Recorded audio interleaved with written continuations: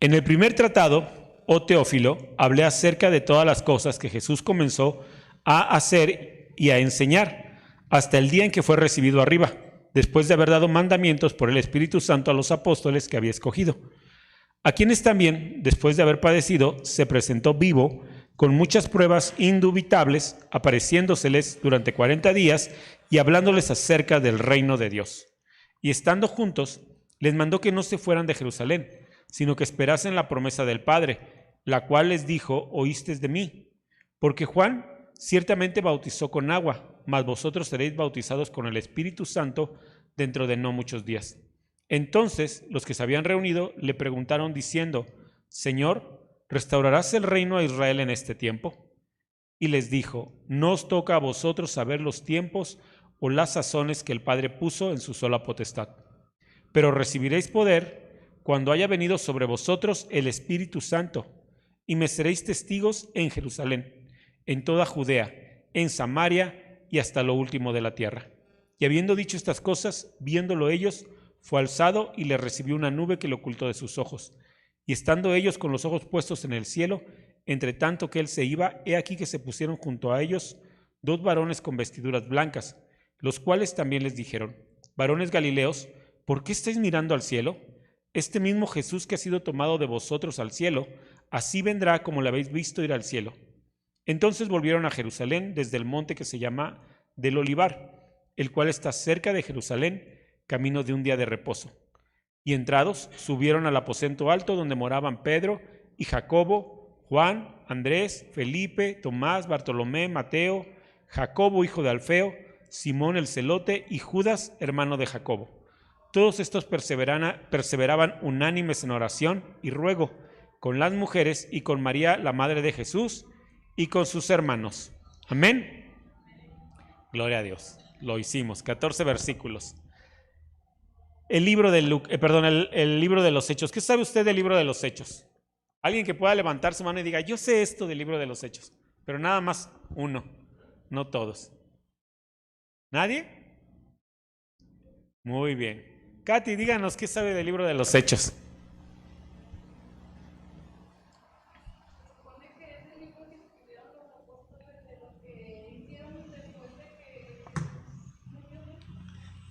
Sí, tiene que ver con eso. ¿Tiene que ver con eso? Claro que sí. ¿Alguien más? Estrella, ¿qué nos puede decir del libro de los Hechos? ¿Nada? ¿Que está en la Biblia?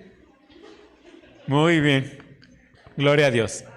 Bueno, vamos a ponernos en contexto. El Evangelio de Lucas, con el cual comenzamos, lo escribió, precisamente Lucas, quien era un médico, ¿sí? Lucas no fue discípulo directo de Jesús, pero Lucas era un hombre que no era, primero no era judío, Segundo, era un hombre letrado, era un hombre con conocimiento, era médico, ¿sí? Y era un hombre que amó al Señor y quiso poner en orden todas las cosas. De hecho, el Evangelio de Lucas comienza diciendo: escribe el Evangelio de Lucas a la misma persona.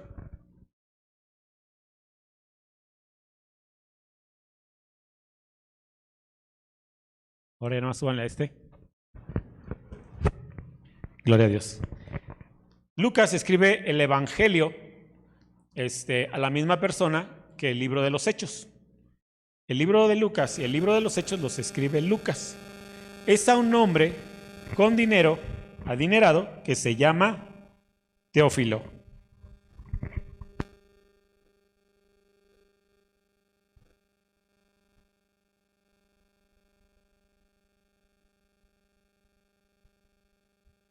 Bueno. ¿Listo? Ya. Ya no. Ahí te vas a quedar como antes, como las televisiones de antes. Ahí te vas a quedar agarrándole.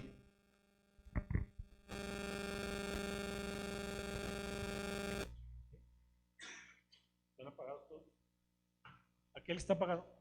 Mario, ¿puedes checar, por favor? A ver. ¿Ya? Pues parece que ya. ¿Estaba prendido ese? Ok. Nuevamente, el Evangelio de Lucas y el libro de los Hechos fueron escritos por la misma persona. Lucas, el Señor lo reprenda. A ver, son estos. Es este que está haciendo este micrófono. A ver.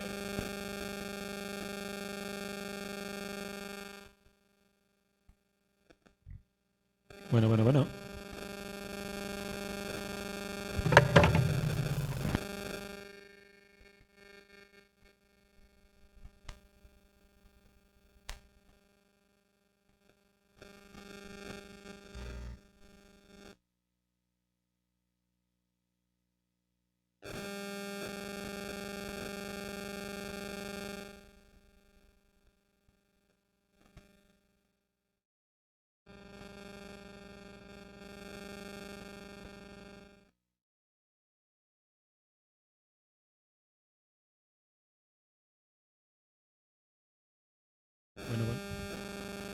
Ok, vamos a hacerlo sin micrófono, porque si no nos van a dar las 8 y...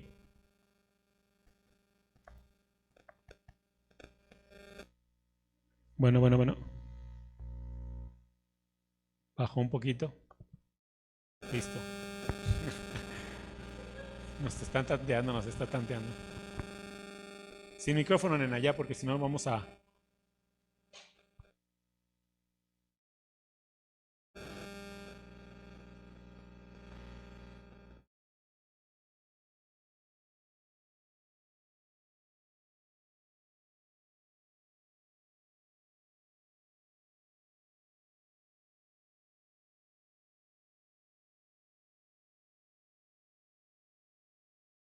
Viendo aquí y allá, hay mucha gente que quería compartir el Evangelio, pero muchos de ellos escribían cosas y le agregaban cosas.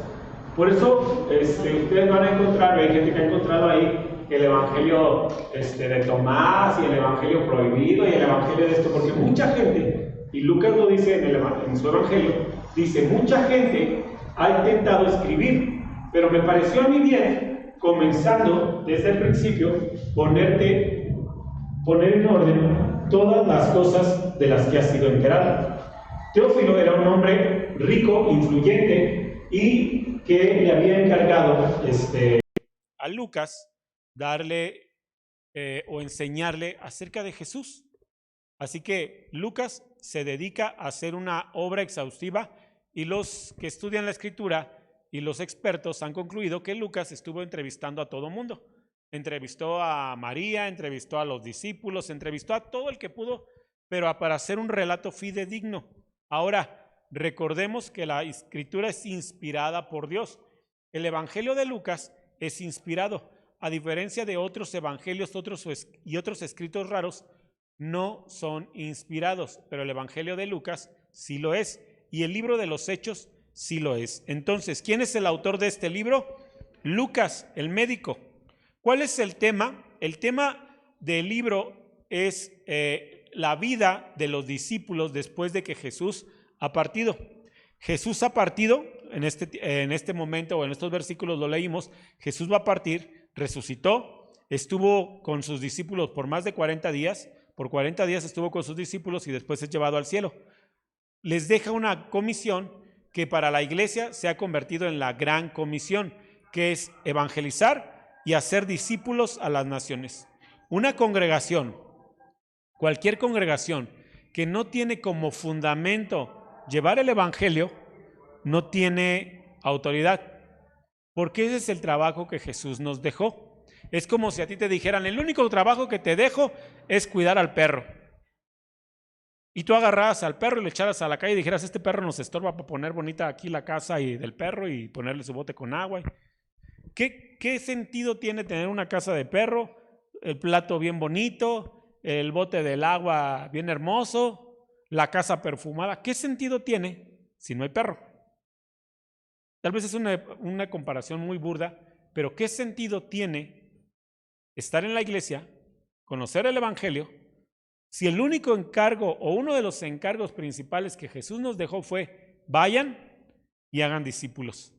Así que esta es la historia de cómo los discípulos empezaron a cumplir ese mandamiento. Amén. El libro de los Hechos se divide en dos partes fundamentalmente. La primera es el Evangelio hacia los judíos y la segunda es el Evangelio hacia los gentiles. ¿Sabe cuál es la gran diferencia? Que los judíos recibieron la Escritura. Todo el Antiguo Testamento fue dado al pueblo escogido de Dios, que era Israel, el pueblo judío. Así que la primera parte de Hechos, el apóstol Pedro va a compartir el Evangelio a los judíos. Es decir, los judíos se quedaron hasta donde termina el Antiguo Testamento. Ahora los discípulos tienen que enseñarle a los judíos que todo lo que ellos creen, todas las profecías que se hablaron en el Antiguo Testamento, tienen cumplimiento en Jesús. Ese es Pedro, la primera parte del libro de los Hechos. La segunda parte es Pablo, enseñándole a todos aquellos que no son judíos. Los judíos no tienen necesidad de mucha explicación. De hecho, al ser ellos el pueblo que recibió la Biblia o la primera parte de la Biblia, ellos se sienten súper importantes y la última coca del desierto, porque ciertamente eran el pueblo de Dios. Y Dios los puso para brillar en la tierra y llevar su palabra, llevar su poder a todas las naciones. Y como los judíos no lo hicieron, una parte de que la iglesia ahora es levantada es porque los judíos no lo hicieron. El apóstol Pablo, lo vamos a ver más adelante, sobre este tema dice, si Dios no tuvo consideración por el pueblo, que era su pueblo escogido y que fue llamado para anunciar la grandeza de Dios, no tuvo consideración y lo cortó cuando no hicieron lo que tenían que hacer, ¿por qué crees que tú, siendo una parte que se añadió al pueblo de Dios, que no eras pueblo de Dios y que ahora ya eres, qué te hace pensar que a ti también no te puede cortar? ¿Sí? ¿Vamos bien hasta aquí? Si usted no entiende algo, si tiene una duda, cualquier pregunta, levante su mano y me pregunta, porque para eso es esta reunión, para que usted levante la mano y diga, pastor, no le entendí, vuélvalo a explicar. ¿Sale? Había mucho ruido ahí en el aparato y no se escuchó. Ok, las personas del libro. Entonces, Teófilo es la persona a la que se lo escriben. Lucas es quien lo escribe. Pedro a los judíos, Pablo a los gentiles. Pero sobre todo, en toda la escritura, vamos a ver cómo se mueve Jesús a través del Espíritu Santo. Katy dijo, se llama Hechos, de hecho en algunas de sus Biblias lo pueden leer como Hechos de los Apóstoles. Pero realmente los apóstoles no hicieron gran cosa. El que hizo todo fue el Espíritu Santo. Así que el libro se podría llamar Hechos del Espíritu Santo. ¿Amén? Ok, vamos a Hechos 1 y 2 y vamos a ir leyendo poco a poco. ¿Lo tiene? En el primer tratado, oh Teófilo, hablé acerca de todas las cosas que Jesús comenzó a hacer y a enseñar. Se está refiriendo al Evangelio de Lucas. Hasta el día que fue recibido arriba, después de haber dado mandamientos por el Espíritu Santo a los apóstoles que había escogido.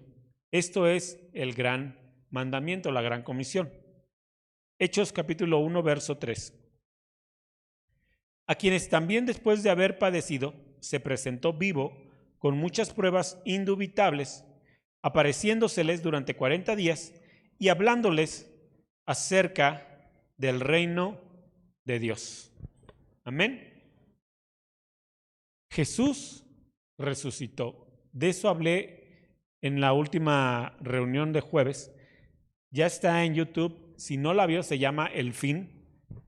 Ahí lo puede ver y es importante que la lea, porque hablé acerca relacionado a este tema. Jesús tenía que dar pruebas de que había resucitado. Jesús dejó pruebas de que había resucitado. ¿Por qué es necesario tener pruebas de que resucitó? ¿Por qué es tan relevante entender que Jesús resucitó? Bueno, primero, porque todas las religiones, sectas o lo que usted quiera, que tengan un líder espiritual o religioso, toman a sus líderes y los ponen en pedestales. Buda, Gandhi, Alá, Mahoma, todos ellos murieron y siguen en la tumba. Pero Jesús resucitó. Esa es la gran diferencia. La cabeza de la iglesia es Jesucristo, no una persona. Hay movimientos que se hacen pasar por cristianos, pero no lo son, porque toda la gloria de esos movimientos no se la lleva Jesús, se la lleva una persona. Y el único que merece la gloria es Jesús. ¿Amén? ¿Usted conoce o ha escuchado acerca de la luz del mundo? Ok. Ellos se presentan como cristianos, como creyentes. Hay muchas cosas que hacen que usted puede verificar con la Biblia, no por chismes míos, sino con la Biblia en mano. Usted puede darse cuenta que muchas de las cosas que hacen no son bíblicas, no tienen a Jesús realmente. Y una de las cosas por las que lo menciono es porque su líder, creo que se llama Nazón Joaquín, ellos lo equiparan a Jesucristo. Para ellos, que ese hombre hable con ellos es como si Dios mismo hablara con ellos. Pueden renunciar a familia, ha habido divorcios, separaciones, demandas, pero no te metas con el ungido del Señor. La única cabeza de la iglesia y quien se lleva toda la gloria es Jesús. Pruebas de la resurrección. Primera de Corintios 15:14 dice así.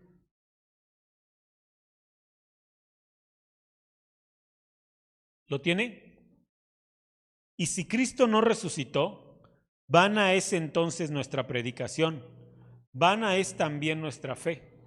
Si Jesús no hubiera resucitado, la Escritura dice, nosotros seríamos dignos de, ¿cómo se llama eso? Se me fue la palabra.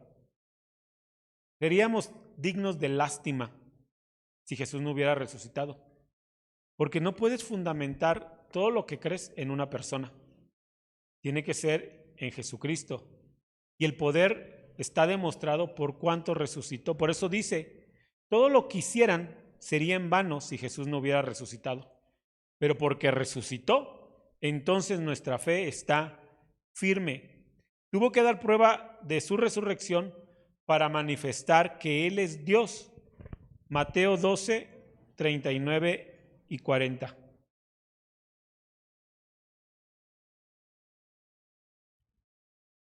Él respondió, está hablando Jesús, él respondió y le dijo, la generación mala y adúltera demanda señal, pero señal no le será dada, sino la señal del profeta Jonás. Porque como estuvo Jonás en el vientre del gran pez 3 días y 3 noches, así estará el Hijo del Hombre en el corazón de la tierra, 3 días y 3 noches. Amén. Antes de la resurrección, Jesús lo habló y les dijo, muchachos, voy a morir. Y por 3 días voy a estar en la tumba, pero al tercer día voy a resucitar.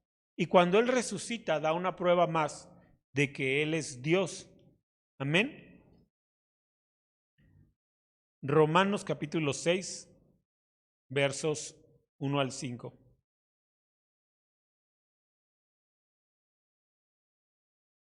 ¿Qué pues diremos? ¿Perseveraremos en el pecado para que la gracia abunde? En ninguna manera. Porque los que hemos muerto al pecado, ¿cómo viviremos aún en él? ¿O no sabéis que todos los que hemos sido bautizados en Cristo Jesús hemos sido bautizados en su muerte? Porque somos sepultados juntamente con él para muerte por el bautismo, a fin de que como Cristo resucitó de los muertos por la gloria del Padre, así también nosotros andemos en vida nueva. Porque si fuimos plantados juntamente con él en la semejanza de su muerte, así también lo seremos en la de su resurrección. Amén. Mire, dio prueba de su resurrección, porque también ahí se fundamenta otro mandamiento para los creyentes, el bautismo. El bautismo es un símbolo de que así como Cristo murió y resucitó, cuando entras al agua es un símbolo de que has muerto a tu vida pasada. Y cuando sales del agua es un simbolismo que así como Jesús resucitó, tú has resucitado para vivir para Él. Amén. Hubo muchas pruebas. Muchos le vieron, Muchos les tocaron, muchos le vieron comer, y esto es algo de lo que hablé en la reunión pasada. ¿Por qué Jesús tenía que asegurarse de que la gente supiera que Él era real, que no estaban viendo un fantasma? Cuando Jesús se manifestaba a ellos, lo podían tocar y podían ver los agujeros en sus manos, y se sentaba con ellos y comía. Ese era Jesús, totalmente Dios, totalmente hombre. Amén. Una prueba más de su resurrección es la transformación de sus seguidores. No estoy hablando de aquellos que dicen, yo creo en Jesús, yo creo en Diosito. Estoy hablando de aquellos que han decidido seguirle, aquellos que han decidido dejar su vida a un lado y entregarle su vida a Jesús, y han sido transformados. Todo aquel verdadero seguidor de Cristo ha sido transformado, y esto es en parte por el poder que Él manifestó a través de la resurrección. Si alguien dice ser cristiano y sigue siendo la misma fichita que antes, no es cristiano, le está haciendo al cuento. Si alguien se bautizó y sigue siendo exactamente la misma persona que antes, decía mi pastor, nada más fue a remojar los demonios, pero no es un verdadero creyente. Amén. Hechos capítulo 1, versos 4 y 5. Y estando juntos, les mandó que no se fueran de Jerusalén, sino que esperasen la promesa del Padre, la cual les dijo, oísteis de mí. Porque Juan ciertamente bautizó con agua, mas vosotros seréis bautizados con el Espíritu Santo dentro de no muchos días. Amén. Jesús aparece, empieza a convivir con ellos por 40 días, pero dice, les pido una cosa, no se vayan de Jerusalén y aguarden la promesa. Esperen la promesa. Había una promesa que no los iba a dejar solo. ¿Cuál es la promesa? La promesa es que no los iba a dejar solos ni huérfanos, que iba a enviar al Espíritu Santo. Y mire, este es una cosa bien tremenda que a veces no alcanzamos a entender, porque antes de que viniera el Espíritu Santo sobre los apóstoles, cuando están orando en Jerusalén y no estaban solos, estaban con las mujeres que habían seguido a Jesús y estaban con María, la madre de Jesús. Cuando recibieron el Espíritu Santo, antes de eso, el Espíritu Santo no estaba en la vida del creyente. No estaba en la vida del creyente. Usted puede leer la Escritura y hablando acerca de los siervos de Dios, dice que de repente el Espíritu venía y descendía sobre las personas, entonces las personas eran capacitadas para moverse, hacer, predicar, romper, enseñar. ¿Cómo Sansón destruía las cosas? La Biblia dice que en alguna ocasión arrancó las puertas de una ciudad y por las puertas de una ciudad tenían que pasar ejércitos y carros y caballos, así que esas puertas no eran pequeñas. Pero la Biblia dice, el Espíritu de Dios vino sobre Sansón y arrancó las puertas. Se las echó a la espalda, fue y las llevó al monte y allá las puso y se reía de los demás. ¿Saben por qué se reía Sansón? Porque él se agarró las puertas y se las echó al hombro como quien agarra un palo de escoba y se lo echa. Y se las puso en el cerro y les dijo, a ver, bájenla. ¿Cómo hizo eso? Porque el Espíritu Santo vino sobre él. Entonces, antes de ese lugar, del aposento alto, de los discípulos orando, antes el Espíritu Santo no estaba en la vida de todos los creyentes. Venía ocasionalmente, porque el Señor así lo decidía. Así que la promesa es, para el que me sigue, espere porque hay una promesa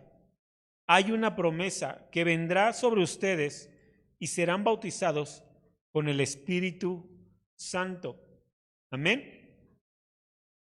Mateo 3:11, podemos leer en el Evangelio de Mateo capítulo 3, verso 11. Yo a la verdad os bautizo en agua para arrepentimiento, pero el que viene tras mí, cuyo calzado no soy digno de llevar, es más poderoso que yo. Él os bautizará en Espíritu Santo y fuego. Amén. ¿Alguna vez se ha preguntado qué es eso? ¿Qué es ser bautizados en el Espíritu Santo y fuego? ¿Cuántos de aquí han sido bautizados en agua? A ver, levánteme su mano si ha sido bautizado en agua. Gloria a Dios. Los que no se han bautizado, vamos a tener bautizos próximamente. ¿Qué entiende? ¿Qué ha aprendido? ¿Qué le han enseñado acerca del bautismo del Espíritu Santo? Porque es en Espíritu Santo y fuego. Esa es la promesa. ¿Qué sabe usted de eso? Primera de Corintios capítulo 12, verso 13.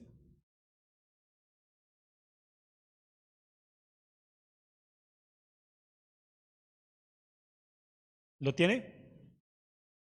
Primera de Corintios 12, 13. Porque por un solo espíritu fuimos todos bautizados en un cuerpo, sean judíos o griegos, sean esclavos o libres, y a todos nos dio a beber de un mismo espíritu. Tal vez a usted le han enseñado que el bautismo del Espíritu Santo, usted ruega, super ruega, y entonces de repente viene el Espíritu Santo. Y usted empieza a temblar y a sudar y a hablar en lenguas y a profetizar. Y usted ha dicho muchas veces, yo quiero ser bautizada con el Espíritu Santo. Bueno, la Biblia nos dice que el bautismo del Espíritu Santo sucede cuando una persona le entrega su vida a Jesucristo. Ahí es bautizada con el Espíritu Santo. Ese es el bautismo del Espíritu Santo. Ese es el bautismo del Espíritu Santo. Cuando alguien cree. ¿Cuántos de aquí han recibieron a Cristo como 20 veces? ¿Nada más yo? No sean así. Y alguien levante la mano, no me dejen morir solo. Eso, muy bien, Arely. Le digo esto. A mí me hablaban de recibir a Cristo. Yo decía, pues amén. Lo recibo, repite esto. Soy pecador, soy pecador. Me arrepiento. Te entrego mi vida, te la entrego, ¿cómo no? Eres bien buena onda. ¿Listo? Listo. ¿Ya soy cristiano? Ya, dale, chido. Y me iba. Y de repente me iba de borracho. Me aventaba otro pecadillo de esos tan gustosos que se avienta uno. Y luego volví a regresar ya todo arrepentido. Ay, no, Dios, perdóname, por favor. Y otra vez, ¿quieres recibir a Jesús? Hombre, quiero recibirlo. Y así lo hacía, tal vez puedo contar 14 o 20 veces que lo hice. ¿Realmente había recibido a Cristo? No. Pero recuerdo un día estar en la iglesia. El pastor dio un mensaje, no recuerdo qué mensaje era, pero cuando terminó, fui hacia una esquina y empecé a hablar con una persona y le dije, no te pases, murió por mí. Se murió por mí. Y mis pecados lo llevaron a la cruz. No entiendo por qué Él quiso morir por mí. Y ya nada más me empecé a agachar y empecé a llorar y algo en mí se quebró. Y entendí por fin, después de que me lo habían dicho 1000 veces, Jesús murió por tus pecados, ese día lo entendí. Y no fue porque ese día andaba bien de mi cabeza, sino porque ese día de verdad le entregué mi vida a Jesucristo. Ahí fui bautizado por el Espíritu Santo. Ahora recuerde usted su vida, tal vez usted fue como yo. Si no, qué bueno. Tal vez usted dijo, yo te recibo. Y en ese momento usted entendió que Él había muerto por sus pecados y algo se quebró dentro de usted y algo decidió entregarle su vida a Jesucristo. Ahí usted fue bautizado por el Espíritu Santo. Pero aparte dice, serán bautizados en el Espíritu Santo y fuego. Amén. ¿Sabe cuál es la mejor forma en que los humanos entendemos el fuego? Jesús siempre decía y ponía ejemplos que pudiéramos entender. En aquel tiempo el oficio predominante era agricultor y todos sus ejemplos tienen que ver con agricultura. ¿Cómo entiende usted el fuego? Todos aquí, bueno, ya no hay niños, todos aquí, salvo alguien que diga, no, pastor, yo no. Todas y todos aquí se han enamorado en alguna vez de su vida. Todas y todas aquí se han apasionado algún momento en su vida por alguien. Por alguien. Tal vez estabas en la primaria y conociste a Pedrito. Nunca le hablaste, pero veías a Pedrito entrar a tu salón y entraba el Señor. Pedrito. Unas dicen, ¿verdad? Pues les digo quién me dio el testimonio. Bueno, eso es fuego. Eso es fuego. Yo tengo fuego por mi esposa. Desde que éramos prometidos, nunca se me va a olvidar ese día, estábamos frente al Parián en un jardín y la vi. Me gustaba y me gusta todo en ella. La amo y la amo con todo mi corazón. La vi y empecé a llorar y empecé a llorar. Ella me decía, ¿qué traes? Que no llores, qué oso. Yo le decía, es que te amo. Es que te amo. Y durante los ya casi 20 años que tenemos de matrimonio, no fue la primera vez que lo he hecho, no ha sido la primera vez. Y creo que no va a ser la última. A veces estamos en la casa y volteo y la veo y empiezo a llorar. Y me dice, ay, ya, no llores. Es que te amo. Yo estoy apasionado por ella. Yo puedo entender el fuego. Y si tú recuerdas cuando en la escuela o en la calle o en el trabajo o en tu casa a veces entraba Pedrito o a tu esposo y se te enciende el corazón, eso es fuego. Eso es fuego. De tal forma que ya no hay nada atrás de nosotros. Ya no hay nada después de eso. Por eso se caracteriza el fuego. Ya no hay nada. ¿Quieres entenderlo de otra forma? Piensa en tu equipo favorito o en tu artista favorito. Cuando, mira, alguien puede llegar y decirte, papá, el señor de allá me dio un trancazo, y dices, ay, hijo, ¿para qué andas en la calle?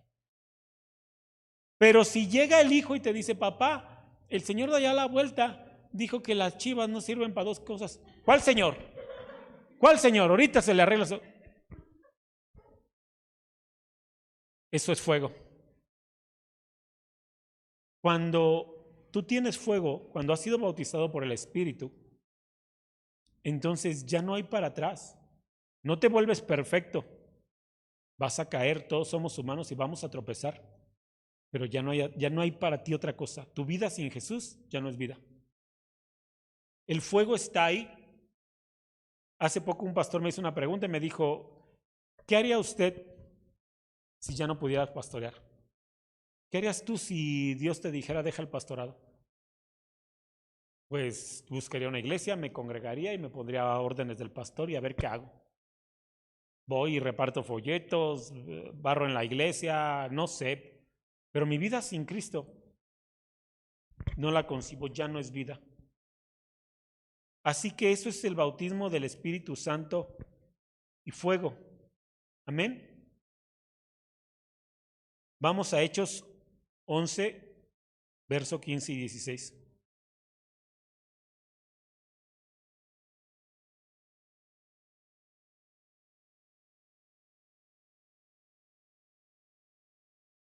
¿Lo tienes?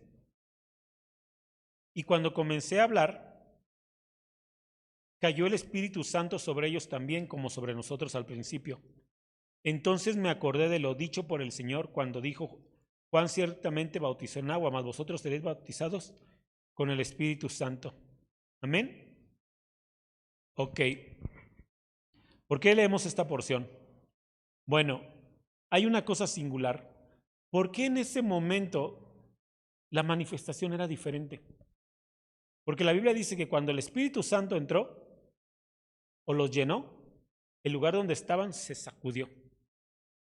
Y se escuchó un fuerte viento recio afuera. Y de repente sobre los discípulos y sobre todas las mujeres que estaban ahí, apareció una llama como de fuego.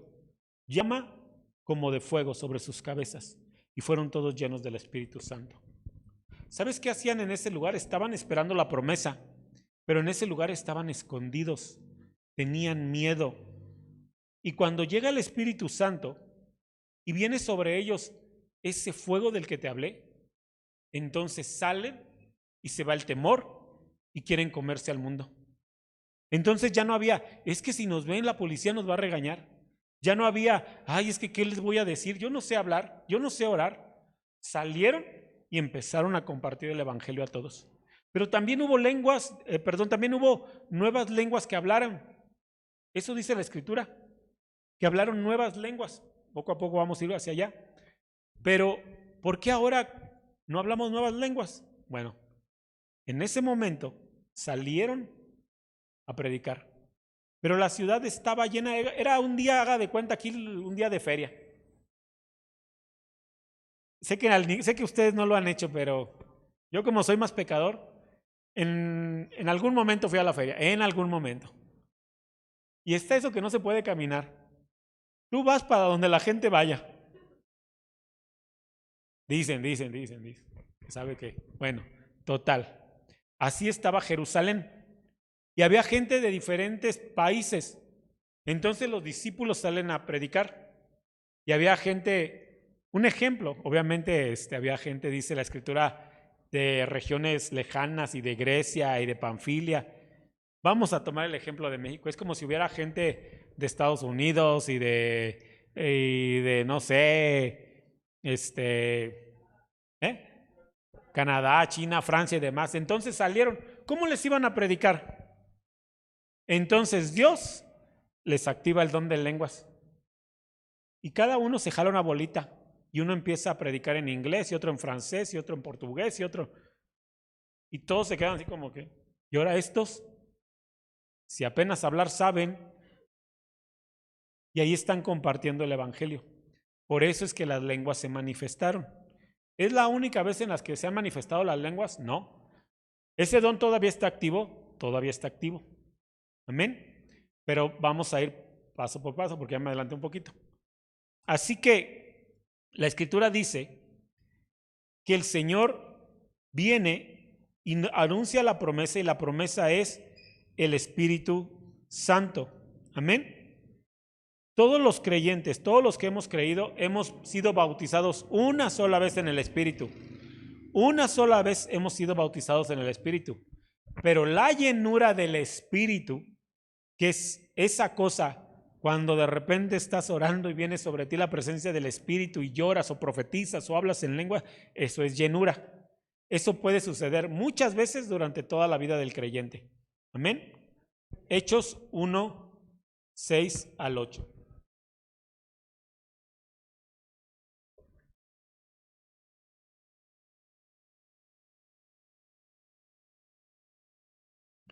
¿Lo tienes? Entonces los que se habían reunido le preguntaron diciendo: Señor, ¿restaurarás el reino a Israel en este tiempo? Y les dijo: no os toca a vosotros saber los tiempos o las sazones que el Padre puso en su sola potestad, pero recibiréis poder cuando haya venido sobre vosotros el Espíritu Santo, y me seréis testigos en Jerusalén, en toda Judea, en Samaria y hasta lo último de la tierra. Amén. A través del bautismo del Espíritu viene poder. ¿Poder para qué? Para ser testigos. Poder para testificar. Poder para testificar. Mira si hay poder en aquellos que han sido bautizados por el Espíritu, que testifican a tiempo y fuera de tiempo. Estaba hablando con una persona a la que le dictaminaron, no recuerdo si fue cáncer, y ahí queda ese señor ahí en su cama, en lo que se muere, por lo menos que se la pase a gusto ahí en el hospital. ¿Y usted qué hacía? Pues nada, ya me decían, cualquier día de esto se muere. Y yo me paraba de mi cama y ahí como iba, andaba con esta cosa, no sé cómo se llama la cosa esta, con el suero para arriba y para abajo, dice, predicando en cada cuarto, y me deja entrar por usted, me deja orar por usted. ¿Quiere que ore para que Dios lo sane? Usted es el que se va a morir de cáncer, ¿verdad? Sí, pero en Cristo hay poder. ¿Oro por usted? Tal vez la mayoría de nosotros hubiéramos pensado, no, pues tranquilo en la casa, ¿no? Hay que evangelizar los hermanos que andan bien, pues. Pero ese es el poder para ser testigo. Poder para ser testigo en tu casa. Poder para ser testigo en la escuela. Poder para ser testigo en la calle con tus amigos. Poder para ser testigo en los lugares menos adecuados. Poder, porque se necesita poder para testificar donde ni siquiera eres bien recibido. Donde sabes que cuando empieces a hablar de Jesús, te van a cortar, ya corten al aleluya, ya vámonos. Ellos hacen una pregunta: ¿cuándo restaurarás el reino de Israel? Y el Señor Jesús dice: miren, ustedes no pregunten. De hecho, una característica de los que son llenos del Espíritu Santo es que el Espíritu los mueve según a Él le place. Ustedes no pregunten, eso lo sabe Dios. Y los que son llenos del Espíritu Santo, Dios los mueve según le place. Y entre ustedes he escuchado testimonios de: pastor, pues es que fui a las tortillas y vi una señora ahí llorando y algo me dijo, ve y compártele, y que voy y que le digo, ¿lo planeaste? ¿Le preguntaste al Señor y a cuál de las tortillas le voy a compartir? Pero el Espíritu te mueve según quiere. Y te usa en la mañana cuando estás ahí en liconza formada para la leche. Y te usa cuando estás ahí en las tortillas. Poder para ser testigos. Amén. Vamos a leer ahora Hechos 1:11.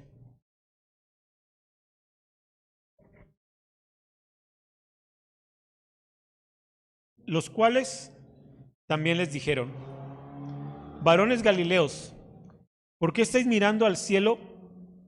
Este mismo Jesús que ha sido tomado de vosotros al cielo, así vendrá como le habéis visto ir al cielo. Amén. Ok, están los discípulos hablando con Jesús y de repente Jesús es llevado al cielo y la Biblia dice que una nube lo cubrió. Amén. Y mientras esos estaban ahí, se les aparecieron dos varones vestidos de blanco, dos ángeles, y les dicen: ¿qué tanto miran para el cielo? A Jesús, lo llevó la nube. Pues así como lo vieron irse en la nube, así lo verán venir de regreso en las nubes. Amén. Ahora, ¿y por qué esto es importante? ¿Por qué esto es importante? Porque nada está como un dato bonito en la Biblia. ¿Por qué esto es importante? Ojo, la Escritura nos dice: de aquí en adelante van a escuchar, Jesús ya regresó. Sí, y está en Jesús María. ¿Y sabes qué es lo peor? Que mucha gente va a ir. Desde que esto se escribió hasta nuestros días, muchos se han levantado diciendo ser Jesús. Ser Jesús. Hay una secta que se llama Creciendo en Gracia. El líder de esa secta, que hoy se cuenta sus agremiados casi a 1 millón de personas, primero se levantó y dijo que él era Moisés. Después dijo: no, soy Pablo. Después dijo: no, espérenme, Dios ya me dijo bien quién soy yo. Yo soy Jesús, soy la encarnación de Jesús. En ese lugar, los niños se forman y le cantan alabanzas a ese hombre. Estamos hablando más de 1 millón de personas. En ese lugar, a él lo ven como su padre y dicen que él los va a transformar. ¿Saben qué fue lo tremendo? Que él, que se decía indestructible, murió de cáncer. ¿Ese 1 millón de personas entendió? No. Su esposa se levantó y dijo: yo soy Jesús hecho mujer. La secta sigue creciendo. Así que se escucha como tonterías, pero aquí mismo va a suceder. Ven, porque este sí tiene la gran revelación. Jesús habla a través de él. Él es Jesús. Y los ángeles que están ahí les están diciendo: ven, así como se fue entre las nubes, así mismo va a regresar. Así que esto es más profundo en el discipulado, lo enseñamos. Pero así que cuando Jesús regrese a tomar posesión de la tierra, va a regresar entre las nubes. Y no va a haber necesidad de que alguien te diga: hey, vente para acá o vamos a verlo para allá. Porque la Biblia dice que todo ojo le verá. Todo ojo le verá. Va a ser tan grandioso, tan majestuoso, que mucha gente piensa: bueno, lo vamos a ver porque va a llegar como a las 12 del día. Y los que están del otro lado del mundo, cuando llegue Jesús, va a ser las 4 de la mañana, a las 3 de la mañana. Va a ser tan glorioso que no va a haber duda de que Jesús regresó. Por eso también esto es importante.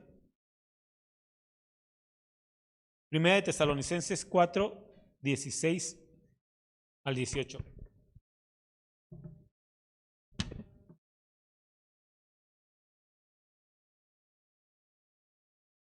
¿Lo tienes? Dice así: porque el Señor mismo, con voz de mando, con voz de arcángel y con trompeta de Dios, descenderá del cielo, y los muertos en Cristo resucitarán primero. Luego nosotros, los que vivimos, los que hayamos quedado, seremos arrebatados juntamente con ellos en las nubes para recibir al Señor en el aire, y ahí estaremos siempre con el Señor. Por tanto, alentaos los unos a los otros con estas palabras. Amén. Va a haber un momento en que el Señor va a regresar. Y esa es una de las grandes bendiciones del creyente. Jesús prometió regresar. Hechos 1, 12 y 14, y con esta porción terminamos. ¿Lo tienes? Dice así: entonces volvieron a Jerusalén desde el monte que se llama del Olivar, el cual está cerca de Jerusalén, camino de un día de reposo. Y entrados, subieron al aposento alto donde moraban Pedro y Jacobo, Juan, Andrés, Felipe, Tomás, Bartolomé, Mateo, Jacobo, hijo de Alfeo, Simón el celote y Judas, hermano de Jacobo.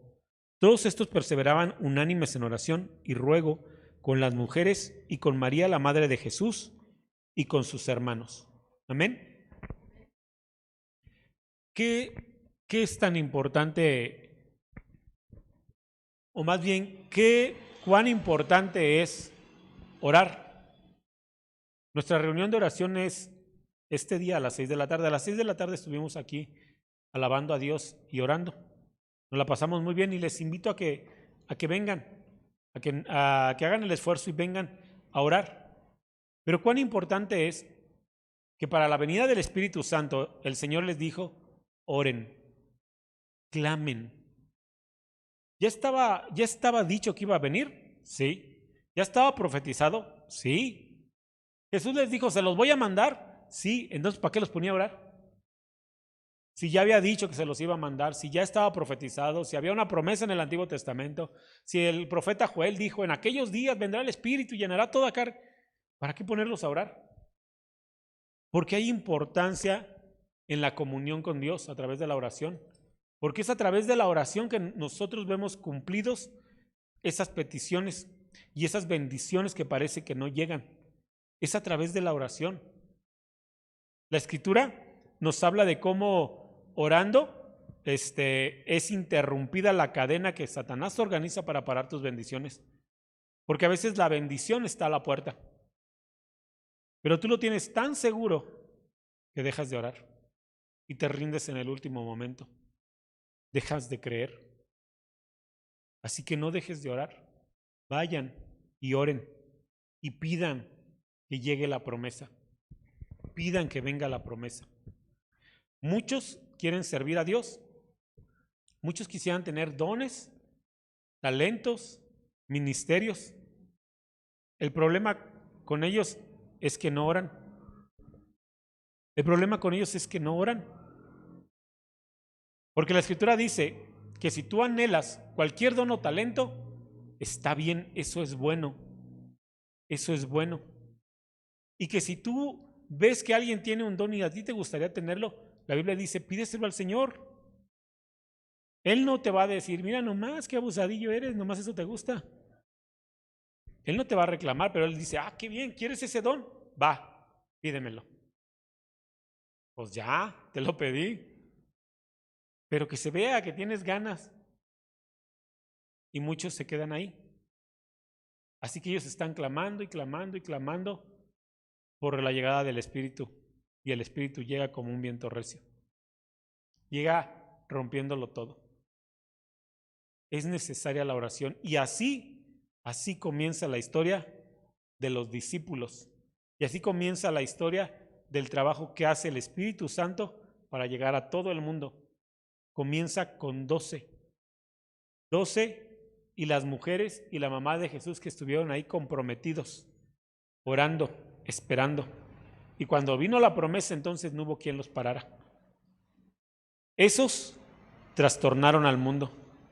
Esos cambiaron el mundo que conocemos hoy. Tan solo por su deseo de que se hiciera la voluntad de Dios. Amén. ¿Tiene alguna duda, alguna pregunta sobre lo que hablamos hoy? ¿Algún comentario? ¿No? ¿Seguro?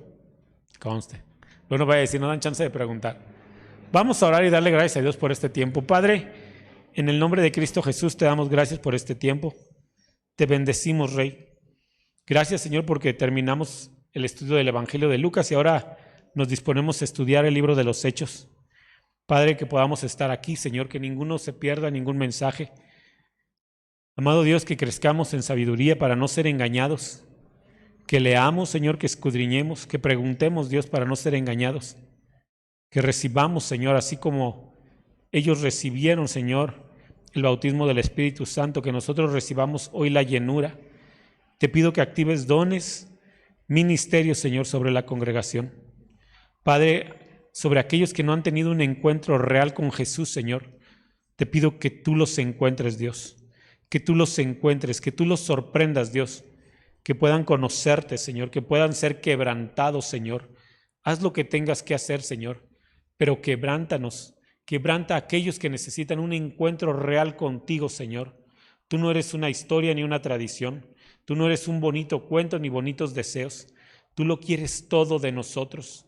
Tú estás celoso por nosotros, nos deseas, nos amas y no estás dispuesto a compartirnos con nadie. Así que, Padre, hoy estamos aquí, Señor, queriendo más de ti. Que tu Espíritu nos llene, Señor, que tu Espíritu lo llene toda esta noche, Señor.